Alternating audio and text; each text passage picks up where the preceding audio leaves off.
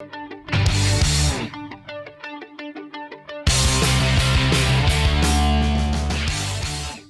welcome to the show, folks. I'm Rod Rodriguez, as always, host of the Back Brief, connectingvets.com at RodPodRod. I'm going to throw on my Twitter. I'm going to throw all the handles on now because if I wait to the end, I know some of you guys aren't waiting to the end.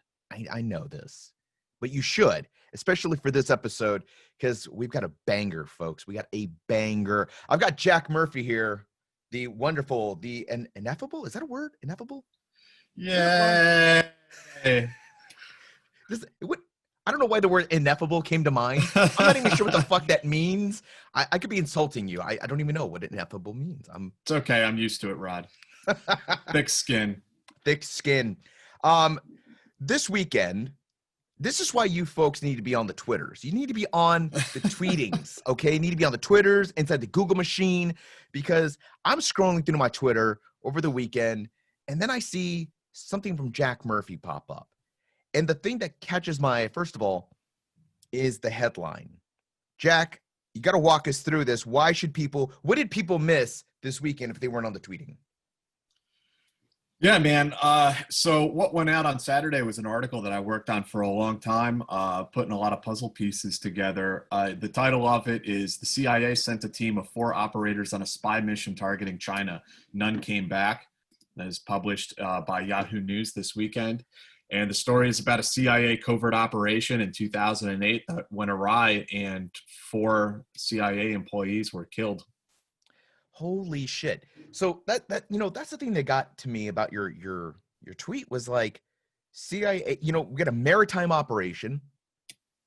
The Chinese are involved. We got American guys, American operatives. Is that the right? How would you? They're proprietary contract employees. At the end of the day, they were working for a CIA commercial cover company. So, to talk about this, I decided to rock out my CIA mug that I got at their wonderful gift shop. Shout out to CIA.gov. It's interesting you mentioned that. Remind me about the gift shop at the end of this story, because there's an anecdote there that is not in the article that I can tell. Yeah, 100%. Same here. I went down there for actual business. Like I actually presented some government stuff down to those folks. And I was there with other Army guys. And it was kind of funny to us because I don't know how they hire at the CIA, but you have to be like, I don't know, between a 7 and a 10 in looks to work for the CIA. I was flabbergasted. I was sitting there like, who are these people? They all stepped out of like GQ and like these magazines. They're like, all the women were beautiful. All the guys were like chiseled jawed and like had form-fitting suits. And I'm like, me and my 4 dumpy Army guys are like, wearing your like puffy uniforms. Not even that, man. We had our off-the-rack JCPenney jackets, man. I felt like with the gold buttons. Yeah, 100%. I was like, dude, we're like the chess club, and the jocks just showed up, and everyone was like, stop eating, just dump your lunch. Fuck it, let's get out of here. But anyway, so the CIA.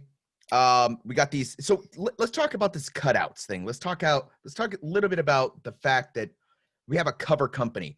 We hear about cover companies in movies, Born Identity style. What is this in reality? What are these things? So there's a long history of this. You can look back to Air America during the Vietnam conflict, that we had these commercial companies that the CIA had built, these commercial companies to fly, covert deniable operations. So Air America was the CIA's secret airliner that could ferry people and it could ferry supplies around Southeast Asia without drawing undue attention to themselves. And there were it was a whole network of companies, really. And we continue to do this to this day. So do other countries. The CIA builds these companies out of whole cloth, as one retired officer told me, and they serve as the front that the CIA can hide behind in order for them to launch operations. And this is all perfectly legal and lawful, and there's nothing nefarious about it. This is just the way that intelligence services have to go about their business, because obviously you're trying to keep some secrets in that line of work. So when you say they're built out of whole, they're built from whole cloth, and they're actual, do these businesses actually function, or are they just like on paper? Some do and some don't. So a lot of people are familiar with the concept of the knock, the non-official cover. Mhm. Some of them may be running profitable businesses. I couldn't say for a matter of fact. Um, However, the company that I ended up looking at is interesting. And one of the tells for me that kind of gave it away when I started looking at it was that they claim to sell boats, but there's no boats in their marina, like ever. So what they say they do on Uh, paper, they're not actually doing, as near as I can tell. And so that, but they own this big piece of property down in Panama City, Florida. Um, I had a friend go and drive by the company and take a look at them. I mean, it's like barbed wire fence with the slats through the fence, so you I can't was see about to ask. inside. Yeah. And there's like security cameras, but the parking lots are empty. There's nothing going on there. And so I knew what I was looking for from the Mhm. get-go, but these indicators start to come up. And if you want, I can go back in time and tell you how this kind of story initially fell into my lap, I guess you could say. 100%. I want to add, I live here in Virginia, Hmm. just outside of DC in the beautiful town of Manassas. Um, what's funny is being in the intel community, being in the know, as so many people in this area are. I'll be driving places with my kids, and I'll point to a building and like, you see that? I'm like, yeah. I'm like, see all those wires and stuff sticking out at the top? They're like, yeah. I'm like, that's a bank building?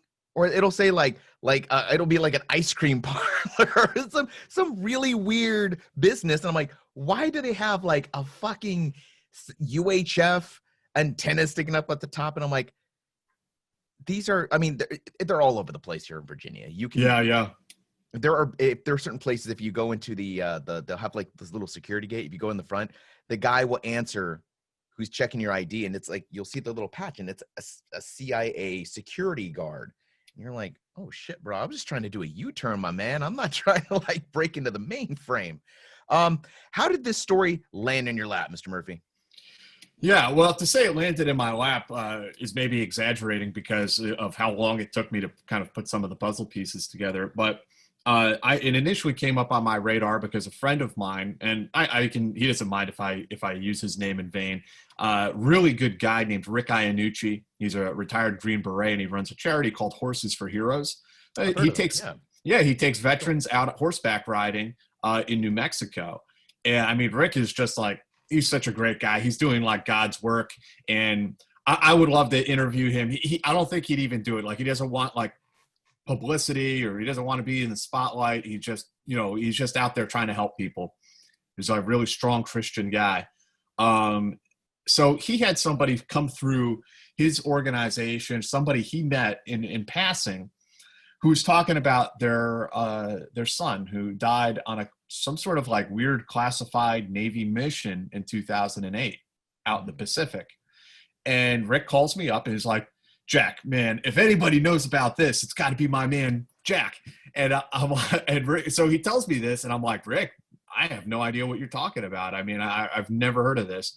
And so I get a lot of people asking me these types of questions, and 9 times out of 10, it turns out to be bullshit.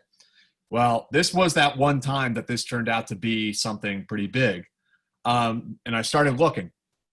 All I had to go on was the name of that one gentleman, this one young man who was lost at sea, ostensibly on a classified mission.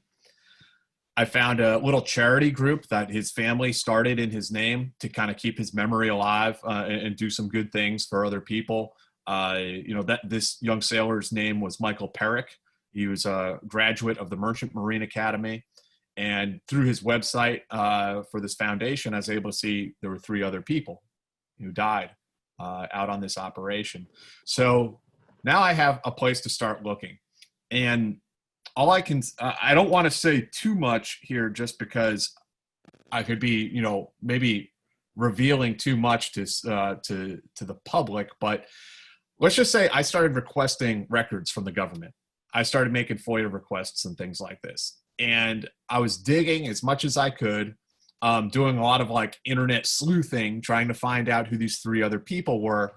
And I was the way I went about this was just completely insane. Like my eyes were melting out of my head because I had the date. It was September in 2008 that this operation went awry.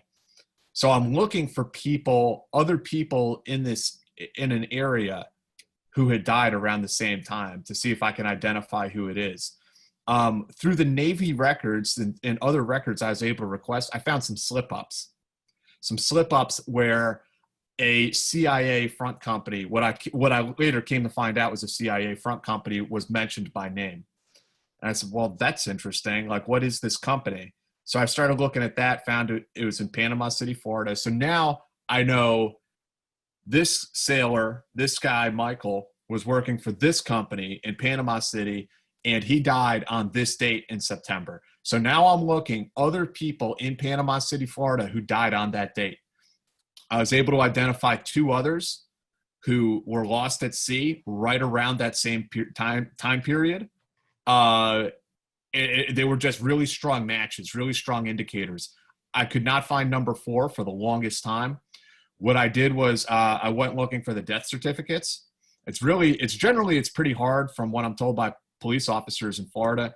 It's really hard to have a death certificate issued when there's no remains, when the person has just essentially disappeared. I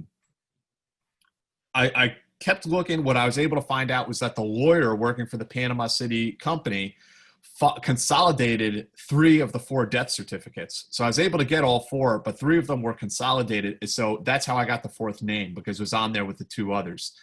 So the other 3 sailors, Stephen Stanek was a retired EOD diver, Navy diver, Jamie McCormick, and Daniel Meeks. The latter 2 were support guys. I think one of them was a ship's mechanic. Another one belonged to like a big maritime union. I'm not sure exactly what his role was on the ship. So now I have quite a bit of information to go off of, but I'm working to try to find people in the CIA who know specifics of this operation. Who knows what really happened here? Because it's great that I have all these indicators. I have this really creepy feeling about what I'm looking at, but I need sources who can actually say, yes, that's what you think it is, Jack. And it took, all this took like years to do, quite frankly. Eventually I had a meeting with a friend who's a retired CIA officer. We met and had a couple beers. It was one of those like 5-6 hour conversations. And, by the time we're at like hour 6 or 7, he was like, yeah, Jack, you remember that thing you asked me about a long time ago about South China Sea and operation? And I was like, yeah, I remember that. And he was like, yeah, you were right. That was us. So finally, I'm having somebody actually confirm that, yes, this was an agency operation. But now I don't feel comfortable running this on its own. I need a secondary confirmation. And eventually I was able, again, long period of time, I was able to find somebody who knew basically everything about how it had gone down. And at that point I had enough to publish. So I went ahead and started, pitching the article. To actually talk now about what did happen, what this really is, what really happened here. So this front company we've been talking about down in Panama City, I'm not mentioning its name, to expose them, because they've done nothing illegal or immoral or wrong. They were doing their job. The company has been around for a long time, actually. Michael Perrick and Stephen Stanek, Daniel Meeks and Jamie McCormick were on a covert operation in the South China Sea. They got on a boat in Malaysia. They were working, this was a maritime branch operation, I should mention. There are 3 paramilitary branches: air branch, ground branch, and maritime branch. Maritime branch was running this operation. They were hiding, so to speak, behind this front company. They got on a boat owned by Maritime Branch, about a 40-foot boat, and they were taking it from Malaysia up the coast of the Philippines to Japan. Their cover story was that they were someone had purchased this boat in Japan and they were transporting it from point A to point B. Now, in reality, their mission was to stop somewhere on an island north of Luzon, and Stanek and Perrick would get off the boat wearing commercial scuba gear that was completely deniable if they lost it or if they were captured. You know, there's no American government, no CIA fingerprints on this at all. And they were to swim a sort of pod that would look like a rock out to one of these islands that they thought the Chinese were messing around on, and plant it just below the surface. And this pod was loaded up with classified technologies that would monitor Chinese naval activity in the area. Once they placed the pod, they would swim back to the boat. They would go up to Japan. They'd chill out in Japan for a couple weeks, and then turn around, make a return trip, recover the device, and head back down to Malaysia. Now, what happened in September of 2008, what actually happened was that as they were approaching their area to launch this operation, a hurricane blew in across the Pacific. It was actually downgraded to a tropical storm Higos. It was projected to veer north. So Stephen Stanek, he had to make a decision about whether or not they were going to go forward with this covert operation. He decided that they were going to go forward with it because the storm was projected to veer north and miss where they were going to be running this mission. They went forward with it, but the storm did not veer, it did not change course. And it barreled right down on top of these four guys in a 40-foot boat north of Luzon. At that point, it really didn't matter which direction they tried to escape from. They were going to get broadsided by the storm regardless. The CIA had a beacon on the boat. They tracked it right into the middle of the storm where it disappeared. And that was the last that anyone ever heard of these guys. It was Michael Perrick's 25th birthday. Oh, shit. So how long ago did this all happen? It was 2008 was the mission. So 2008, where, 12 years later, we're finally getting some details. How long, let's assume there wasn't a Jack Murphy to go and dig the stuff up. How long would this have gone unheard of? I really don't know. That depends on political considerations, way above my head. I think that they probably had an interest in keeping it secret because of the politics of the region. Right. And we're really at the beginning of a sort of new Cold War with China. And because this operation was targeting China, I suspect that it would remain completely secret for a very long period of time. And what about the families of the deceased? I know you reached out. One of them reached out to you. What No, none of them reached out. Oh, none of them reached out. I thought somebody had said that their son was the one that had. Right, but he talked to my friend Rick. Talked to your friend. That's right. And Rick asked me about it. Okay, so I contacted. I tried to reach out to all the families. That was my question. Yeah, they did not want to talk to me at all. Now, when something like that occurs, your kid is part of a CIA operation. You probably don't even know your kid is working in that world. Do they tell you? Does somebody come and tell you, like, listen, we're CIA, your son worked for us, he passed away? Yes. So a month later, they had the Japanese actually doing some sweeps trying to see if they could find any survivors or any remnants of the ship that they were on.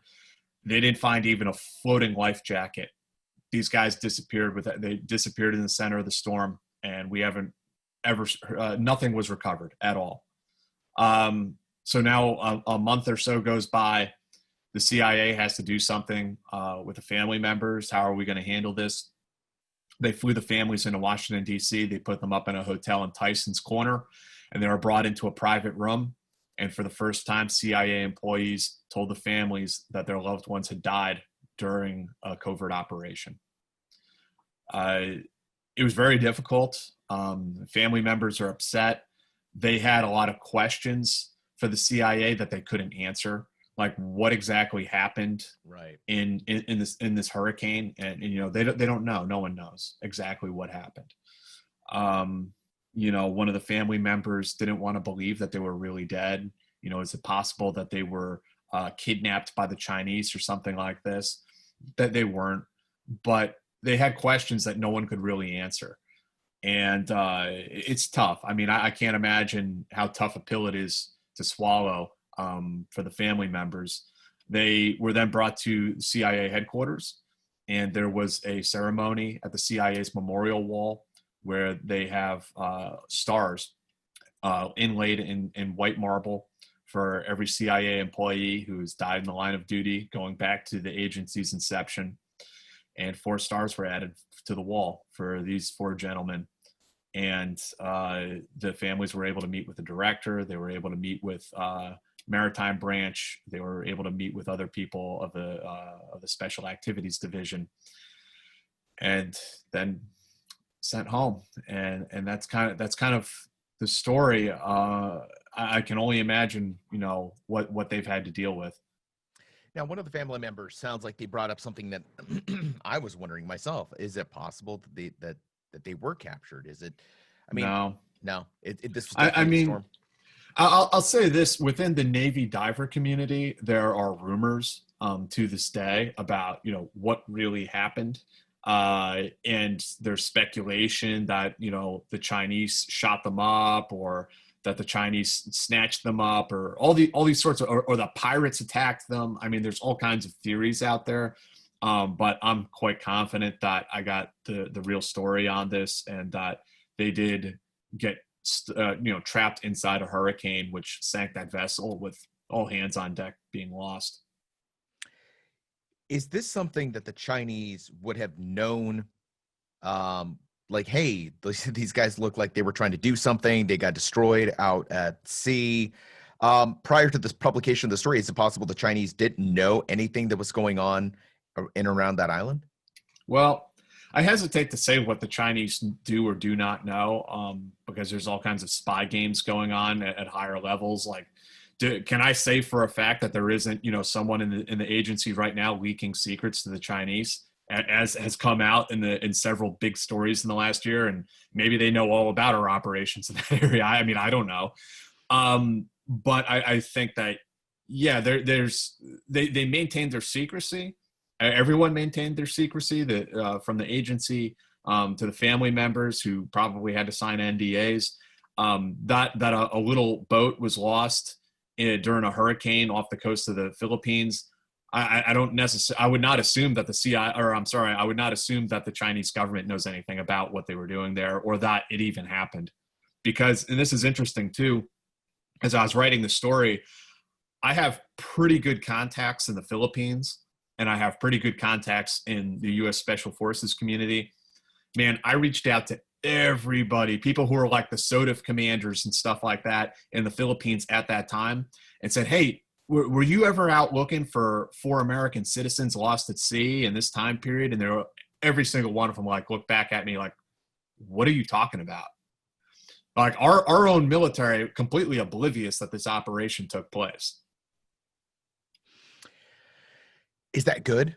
I mean, is that, I mean, in terms of like maintaining secrecy, 100%, like these guys are gone, that we've lost contact. This is supposed to be a secret operation. Let's just quietly flip the switch down and Right, the families. right. But on the other hand, I mean, these were American citizens. They were doing something in the line of their country. I don't know. I kind of feel a little bit both ways on that. Like, should we have done a better job of looking for them? Maybe they could have survived. Maybe I mean, I don't know. Yeah, I mean, it's one of those things that's maybe impossible to say. I don't think there's anything that we could have done for them, unfortunately.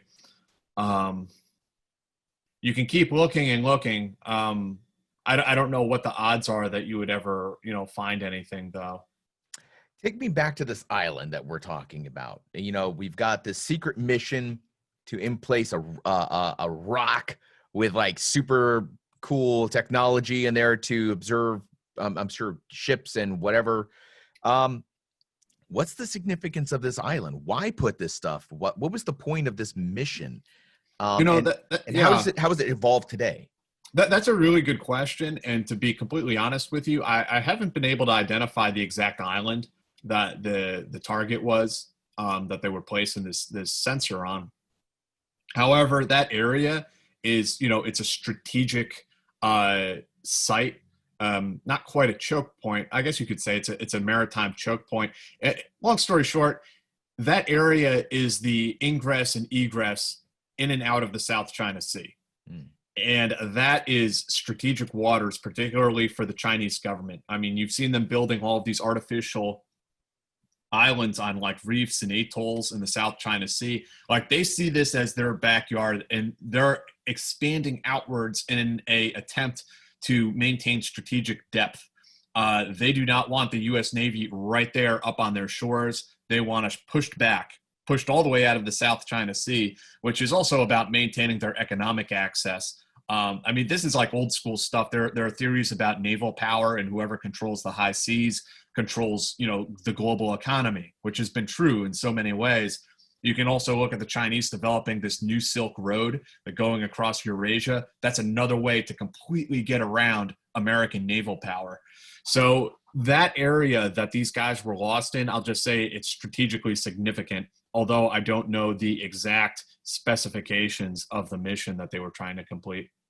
Have you reached out to the Chinese and see if they wanted to talk about their position on the No, island? No. I haven't. I think that's the next step. I'm sure they'd love to invite you to the embassy here in DC. Come in, shut Oh, the I'm gate sure they behind would. you, I'm have a sure cup they of would. coffee. Yeah. Yeah, I once visited the embassy of Oman, and it's Oman, but it was kind of a scary situation because once the gates close behind you, you're in Oman. Um, I asked the question of whether or not you reached out to the Chinese government, but at the same time, I'm very curious about what they have to say about stuff like that.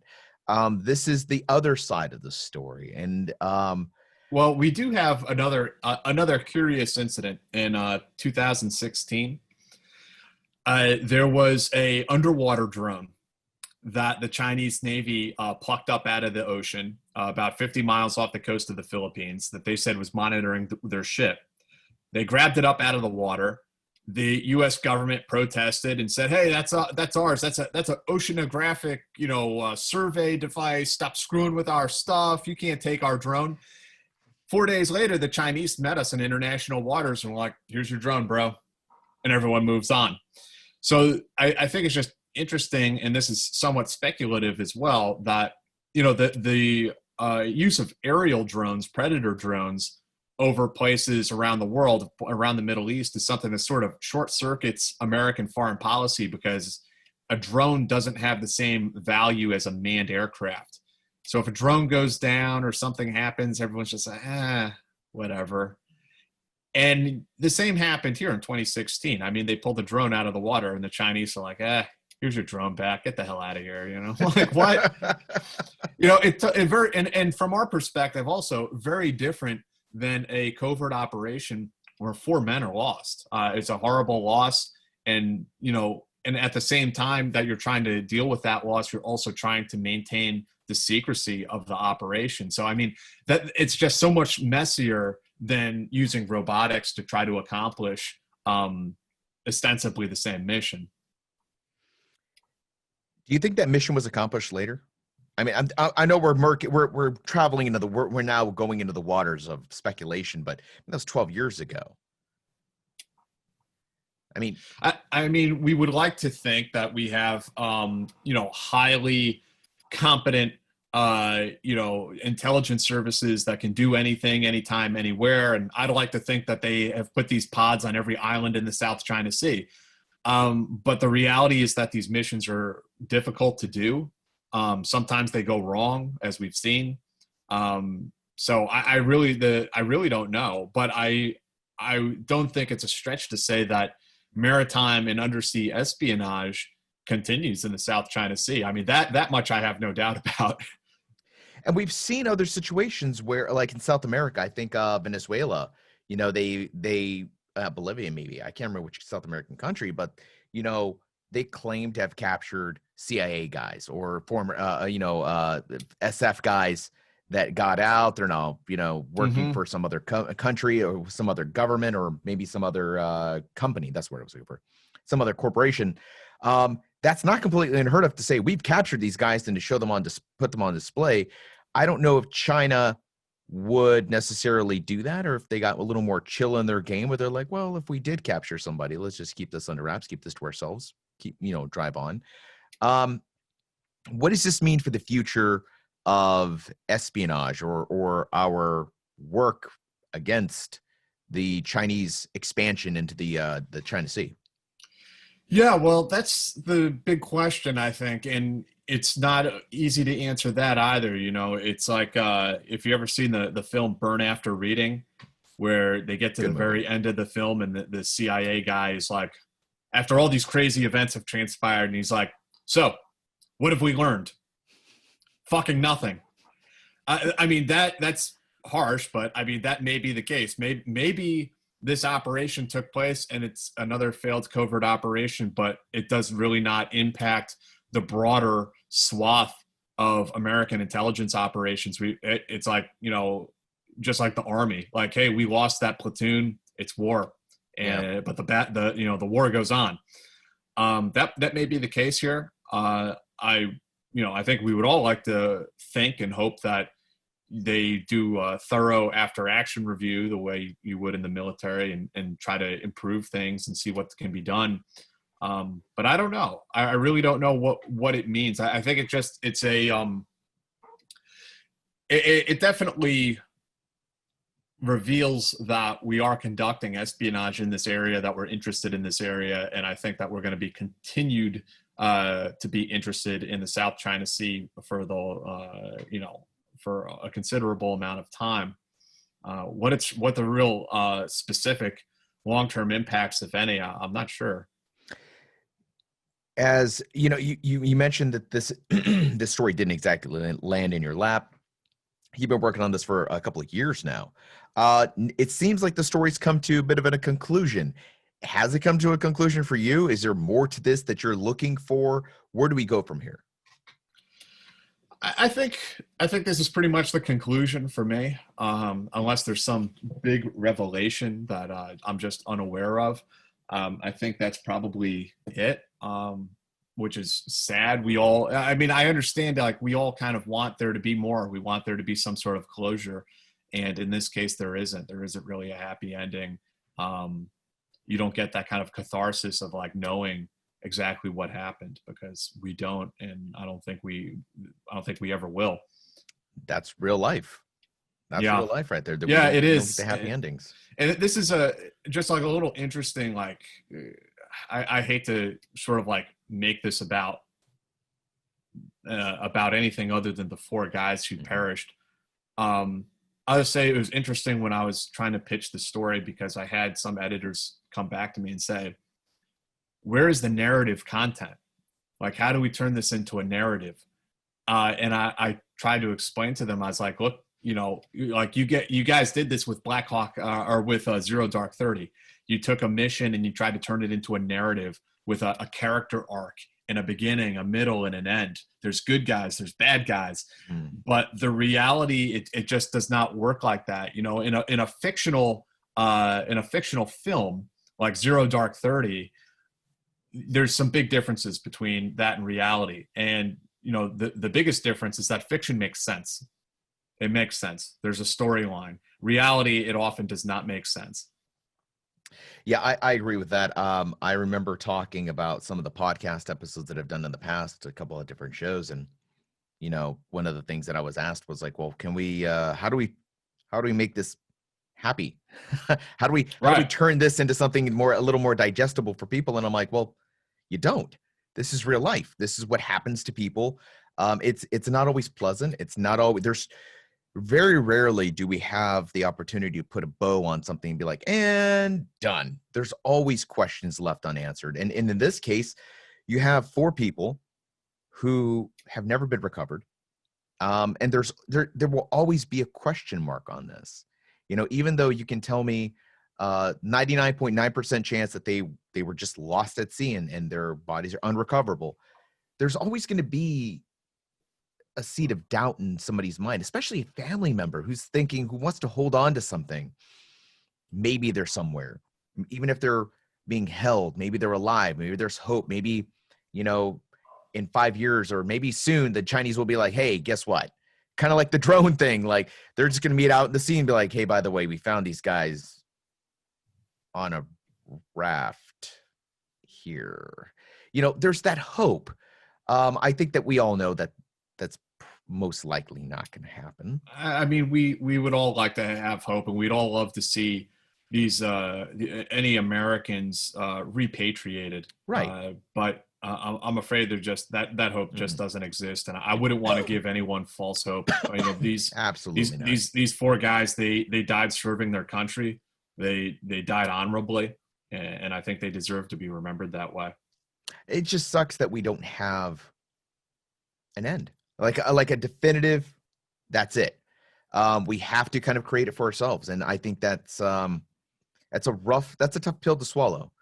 And I wish the best for their families. And I think that we all agree that we're all thankful for their service. I mean, it's interesting. One of the people that you mentioned in your story, maybe one or two of them were merchant Marines, right? Yeah, Michael Perrick was a graduate of the Merchant Marine Academy. He was a young guy. He was, I think, 25 when he passed away on this mission. Like, dude was in great shape. Played football for the Merchant Marine Academy. I mean, he was a stud. You know, a good guy. I'm sure. I mean, I'm sure he's a great guy. Is it common to recruit? You see, when I think of like CIA guys, I'm always thinking, you know, recruiting from the special operations field. You know, we're pulling from the Green Berets and the Navy SEALs and whatnot. I would never have guessed like merchant marine or anything like that.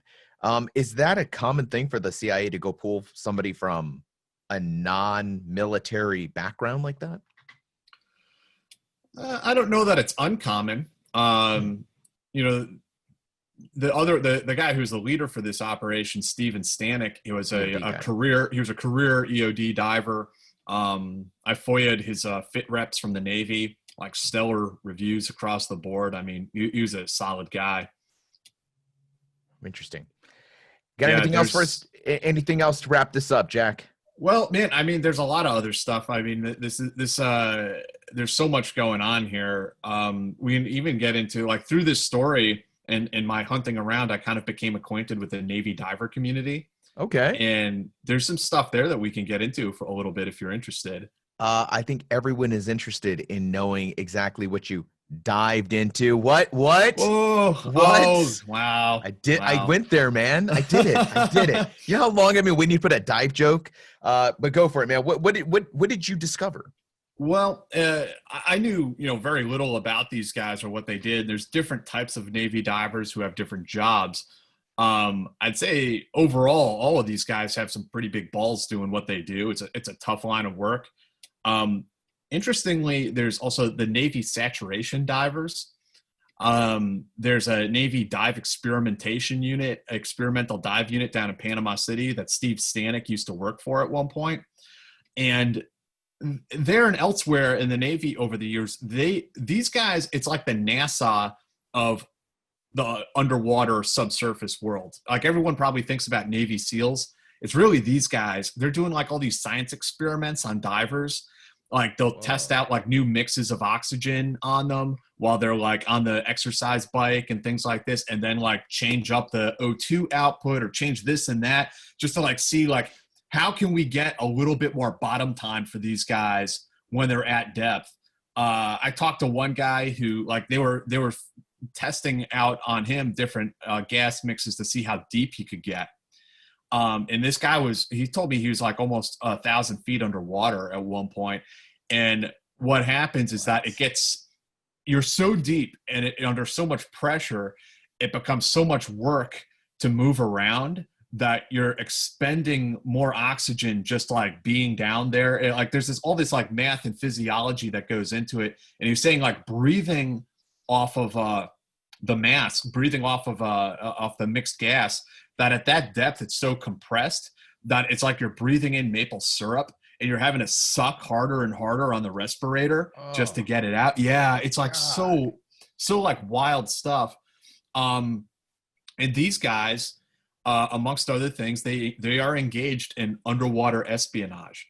And what they will do is lock out of submarines, like the big U.S. Navy submarines, at depth, and they'll go and tap undersea fiber optic cables. And this continues. This happens. God.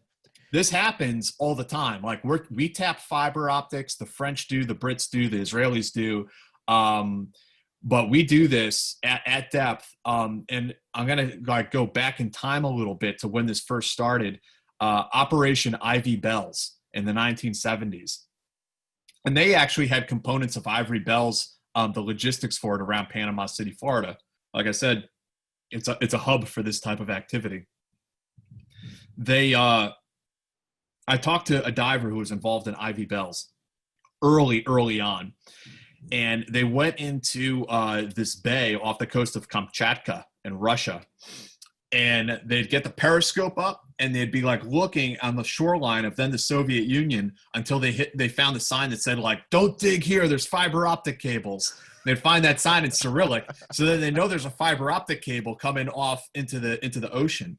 So they'd take their submarine over to where the cable is. The divers would lock out of the sub, and they'd swim over there and conduct the operation and put the tape recorder. So these are the analog days. It was not digital. It was analog, like big spools of tape. And they'd put it a tap on the cable. And he was saying when you were able to do that, you could dial down through the cable and hear every level of Soviet communication going through it. So like you'd hear like, you know, the Soviet officers talking, but like you dial down and you'd hear like a Russian sailor playing Elvis over the radio to his girlfriend back in Moscow. Like it was just insane, the stuff that they could hear. It was like the crown jewels, I guess, in a lot of ways, right? So it's very possible the Chinese know what exactly is on my browser history. Could be. That is disturbing. And then he was also telling me when they went to recover the device, the recorder, they'd get out there and it was cut. The first thing he'd have to do is pull off all the not horseshoe crabs, but like spider crabs that they were all over the recorder because they're attracted to the warmth of it. Oh, yeah. So he'd have to pull these crabs off. It'd take like 45 minutes of pulling them off and like zip tying the crabs to something else so that they don't come back. To get the tap off. And the reason why he was explaining to me was that it was because it's a giant tape recorder, right? Okay, what's its power source? A battery? He told me it was nuclear. What? Oh my God. Are you serious? Yeah. A nuclear power tape recorder. Jesus Christ. Like, that's crazy. That is, now you're making me wonder, like, this is years ago. In the 70s, yeah. The 70s. What's at the bottom of the ocean right now? I've been told that the technology has made significant strides. Of course, it's all digital now, and I'm told the device is about the size of a briefcase. Wow. I wonder if we have to actually still go recover them, like in person. We have to go and send a guy to pick them up and put them in the sub and put the new one on, or if it's like we just walk by it. So drive by it. As you're probably beginning to tell that I went down multiple like tangents and rabbit holes in the course of this story. There's something called upwards falling payloads, which is, so you'd have a payload. Let's say it's this briefcase. You could fill like a balloon with gas, like that's buoyant, and it would shoot up through the ocean, and it would actually pop out of the ocean because it's moving so quickly and go into the sky, and it could potentially be recovered that way. And of course, my cartoon-minded brain sees a sailor with a rowboat, just go picks up the thing, puts it in this thing, and off he goes. That's amazing.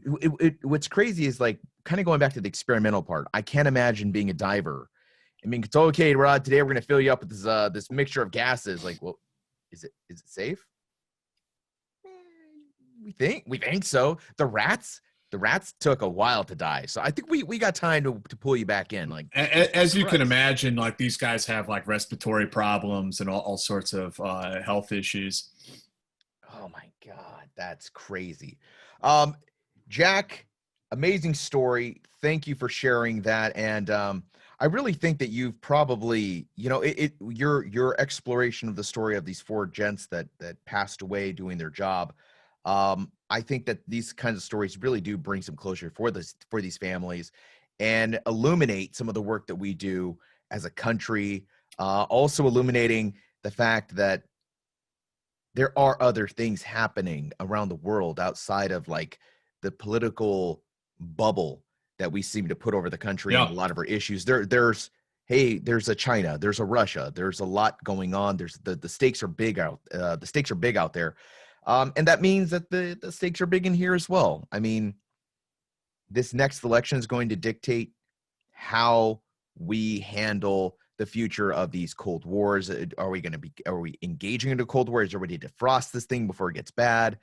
Before I let you go, I would love to hear the Jack Murphy forecast. Once you put your Kreskin the Amazing hat on, what do you think is going to happen? What do you think is the future for some of the political environment happening out there between us and China?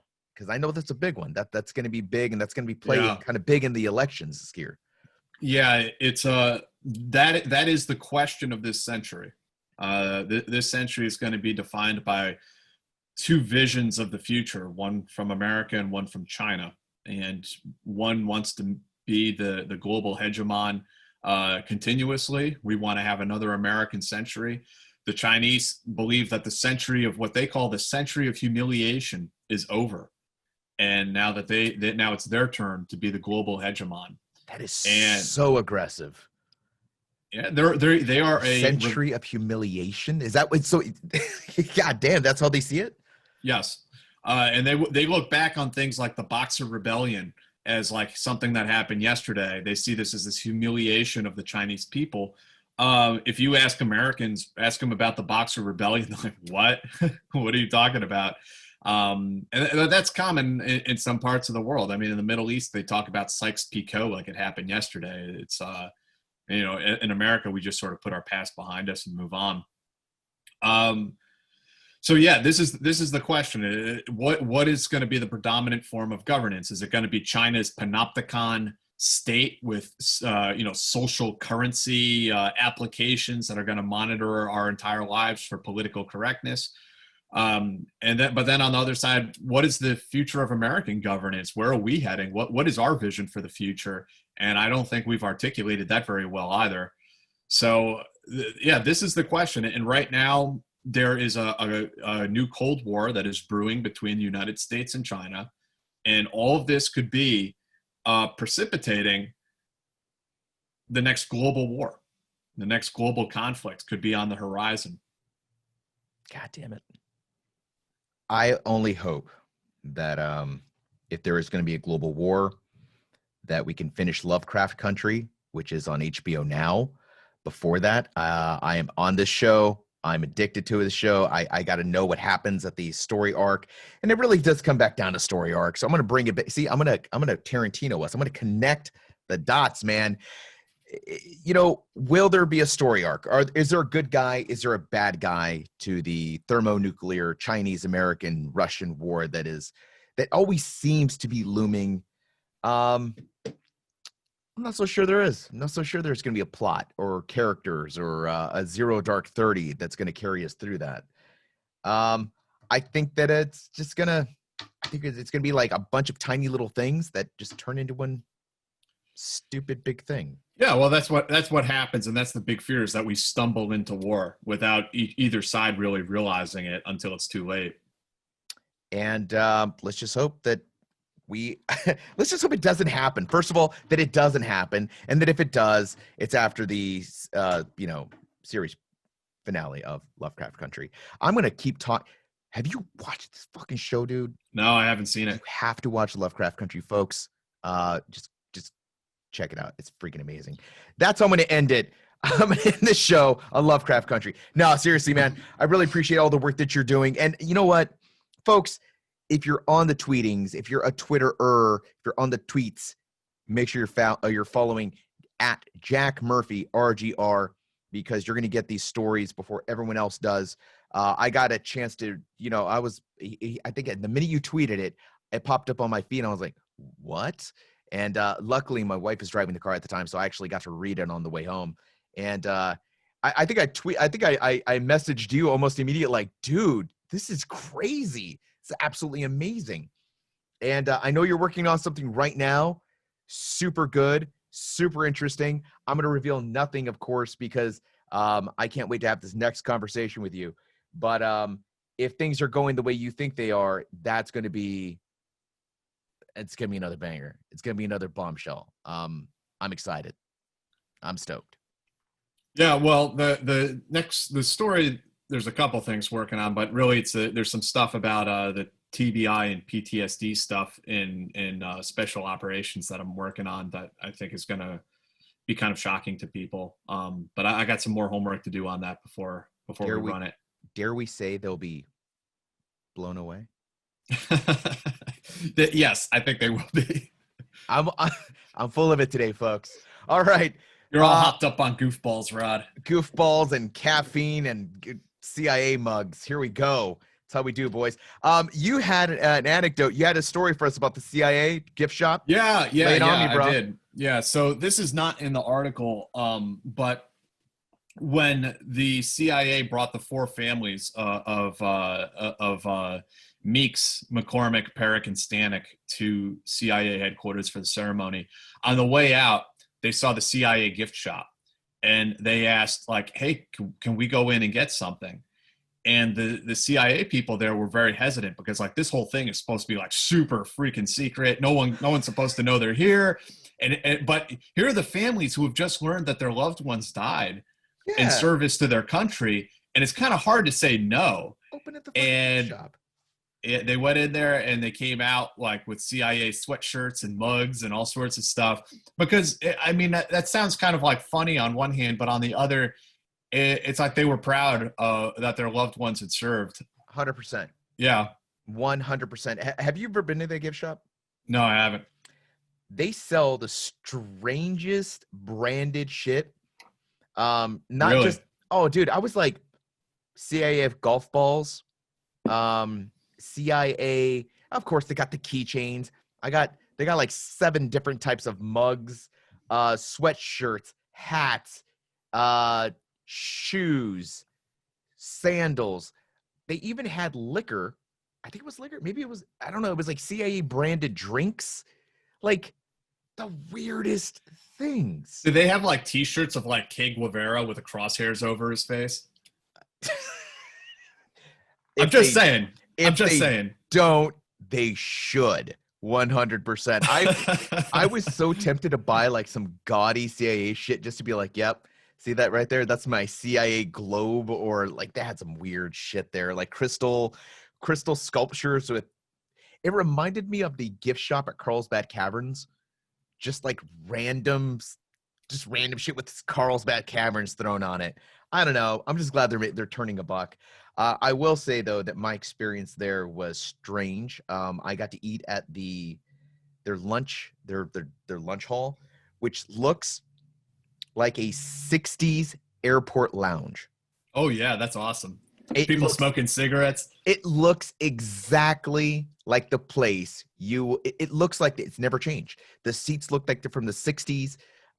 You could see people like Mad Men style smoking in that kind of environment. But it was definitely a strange experience walking through walking through some of the buildings and just seeing like the everyday. How was the food, Rod? That's what we really want to know. It was actually pretty good. They have like vendor, like they have it's like a legit chow hall, like not chow hall like an army chow hall, but it's like they have like the Starbucks and all this other stuff. Yeah. One thing I was warned before I showed up, cash only. Oh, really? Because they're afraid of handing over cards to vendors. Yeah, I got you. Yep. I mean, if you're a CIA operative guy, you don't want to hand over like, this is my fucking real name because I want to buy a cup of coffee. Yeah. Oh, yeah. It was all cash only. There's like one ATM machine in that entire spot. That makes And sense. yeah, it was very, very odd. But yeah, they were all Dimes. I got handed to the CIA. Beautiful women and handsome dudes and 4 dumpy army guys that had no business being there at all. We're never returning. It just made it. And I'll leave you with that, folks.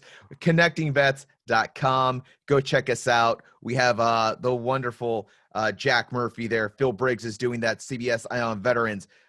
We have Abby Bennett. I forget. Libby Howe. Julia Ladeau. And we're out there, folks. We're out there talking about the issues that matter to you. ConnectingVets.com. Make sure you check us out. Back Brief. We're a podcast. We're on YouTube. I think we're currently shooting out smoke signals right now. I don't know where else we're published, but also VetStory, folks. It's a story about veteran stories from veterans in their words, not mine. Go check it out. Am I missing anything else, Joe? I don't think so, man.